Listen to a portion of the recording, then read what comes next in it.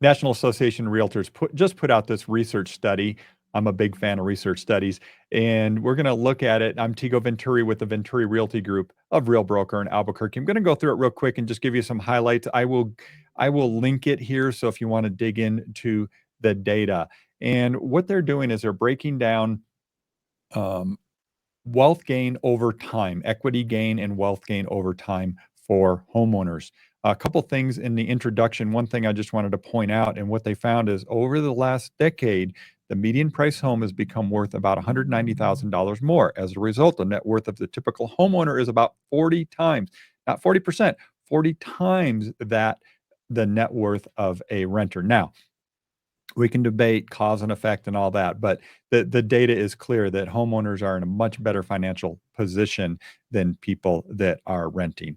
Again, there's a lot of debates to be had there, but we won't go there right now. So anyway, that's pretty interesting. I'm going to jump down here to page. What was page with this? It was page 8, where it breaks down both tenure of people in their home, and it also breaks down a median home value by race as well. But the thing that jumped out at me here was the length of time people are in their homes based on income level. So low income is 80% of the median, middle income is 80 to 200%, and upper income is 200% or more. And what they're saying is people in the lower income brackets on average stay in their home 19 years, which has gone up over time. And we're seeing that today in the Albuquerque market for sure, which is people aren't moving as often. And we're seeing that as an anecdotal, people are staying longer in their homes, especially if they're locked in at that 3% mortgage rate. There's a whole different conversation there. But anyway, middle income about 16 years and the upper income 14 years. So people with more income, disposable income, are obviously able to move more often. So that was kind of interesting. And then we also break it down by race and ethnic group on median home value, how long they stay in their homes, number of people that own homes by race, and the share of all owners. And there's definitely some work to be done there, no doubt about it. Okay, the other thing I wanted to show you is just the Albuquerque data. All right, so if we break it down, they've got every metropolitan area in the entire country, and Albuquerque's always high on the list because we're A.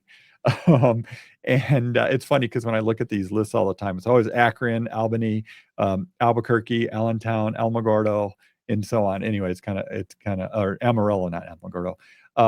Anyway, so Albuquerque homeownership rate, lower income only about 15%. Upper income about 90%. So it's kind of interesting.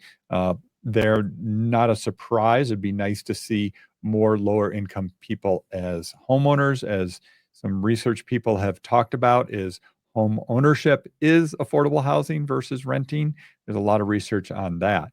Okay, and then wealth gains over time, 10 years of home ownership, lower income bracket, they put away $52,000 in the last 10 years in wealth gains because they owned a home. Middle was $89,000 and the upper income bracket was $122,000. Obviously, that has a lot to do with just the value of the property, and that percentage increase obviously makes a difference on the value of the property. So a lot of data there. Like I said, I'll link this in this video so you can check it out if you want. If you've got any questions about real estate in Albuquerque, we're the Venturi Group with Real Broker. I'm at 505-448-8888. Take care.